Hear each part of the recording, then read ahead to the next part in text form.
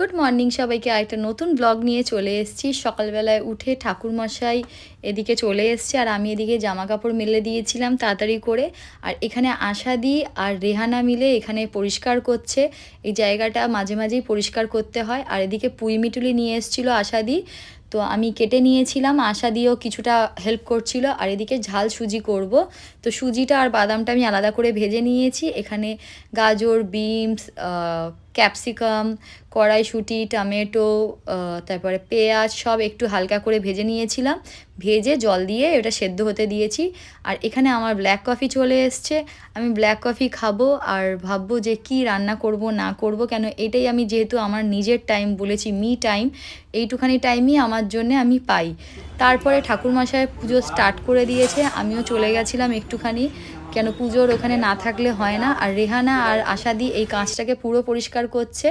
তারপরে মাছ ছিল আজকে, হচ্ছে আমাদের কিছু মাছ ছিল, কাতলা মাছ ছিল আর হচ্ছে আর মাছ ছিল, তো আর মাছ বানিয়ে নেবো আর কাতলা মাছটাকে রেখে দেবো। আর এদিকে পুঁই মিটুলিটা করছি চিংড়ি মাছ দিয়ে আর সমস্ত সবজি দিয়ে, মূলো, শিম, তারপর আলু, বেগুন সব দিয়ে। আর এই চিংড়ি মাছটা একটু অনুষ্কা মুখটা ভালো নেই, জ্বর হয়েছিল, তো ওর জন্য একটু ঝালঝাল করে একটুখানি পেঁয়াজ দিয়ে তরকারি করে নেবো।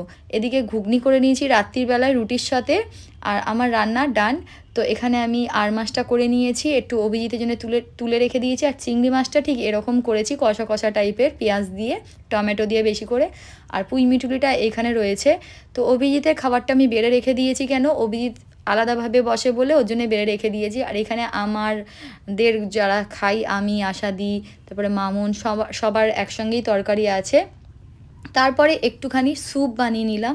কিছু চিকেন দুদিন আগে একটু সেদ্ধ করে রেখেছিলাম, ফ্রিজে ছিল, তো ভাবলাম স্যুপটা করে নিই।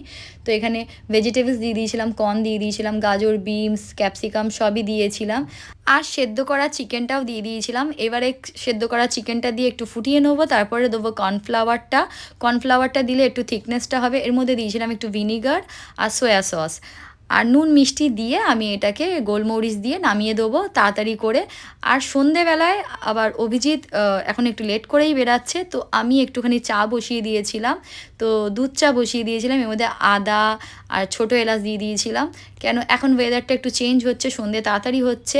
আর অভিজিৎও একটু লেট করেই বেরাচ্ছে, তো ওর জন্যে একটু চা বানিয়ে নিলাম। আমি চা খাই না, কেন আমি চা খাওয়া আস্তে আস্তে ছেড়ে দিচ্ছি। আমি অনেকটা ওয়েট গেইন করেছি, ওয়েট লস করছি বলে আমি ব্ল্যাক কফিই খাই। আর এখানে একটু চানাচুর দিয়ে দিয়েছিলাম ওকে। এই যে আমার ব্ল্যাক কফি, কেন আমার ব্ল্যাক কফি খেয়ে অভ্যেস হয়ে গেছে। আমি এখন মিষ্টি দিয়ে কোনো কিছুই খেতে ভালোবাসি না, ভালো লাগে না। যে ব্ল্যাক কফি খায় তারা জানে যে ব্ল্যাক কফি খেলে চা কোনো কিছুই ভালো লাগে না, মিষ্টি জাতীয় জিনিস। তো অভিজিৎকে চাটা দিয়ে দেবো এখন। আর ঠাকুরমশাই এখনও আসেনি, ঠাকুরমশাই আসলে পুজো শুরু করব। তো আজকে ব্লগটা এত অবধি, বাই বাই, গুড নাইট সবাইকে।